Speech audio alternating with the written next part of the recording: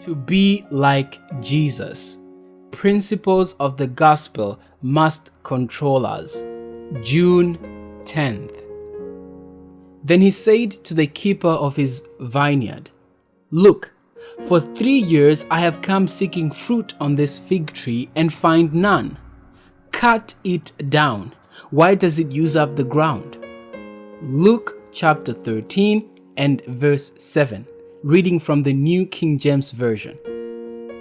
The Lord would be pleased to have his people more considerate than they now are, more merciful and more helpful to one another.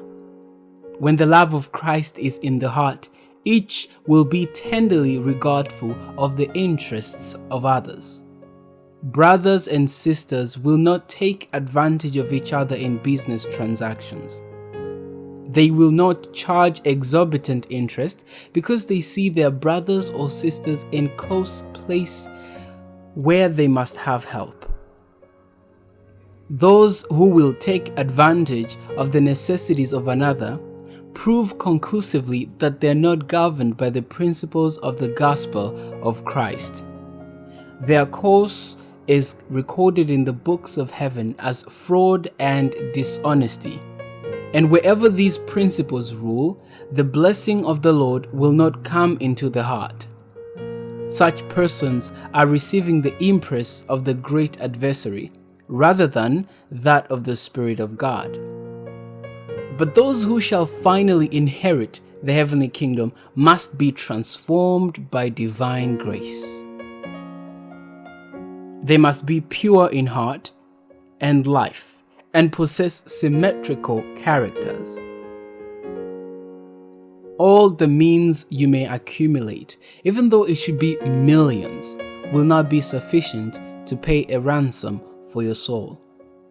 Then do not remain in impenitence and unbelief, and defeat the gracious purposes of God. Do not force from his reluctant hand destruction of your property or affliction of your person.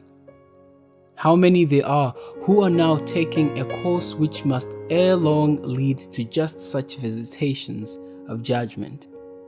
They live on day by day, week by week, year by year for their own selfish interest. Their influence and means accumulated through God, given skill and tact, are used upon themselves and their families without thought of their gracious benefactor. Nothing is allowed to flow back to the giver. At last, his patience with these unfaithful stewards is exhausted, and he brings all their selfish, worldly schemes to an abrupt termination, showing them that as they have gathered for their own glory, he can scatter, and they are helpless to resist his power. Testimonies for the Church, Volume 5, page 350 and 351. Thank you so much for joining us today. Hope to see you tomorrow for another devotion of the day. Our daily devotion is taken from the book To Be Like Jesus, written by Ellen G. White. My prayer is that you will be just like Jesus.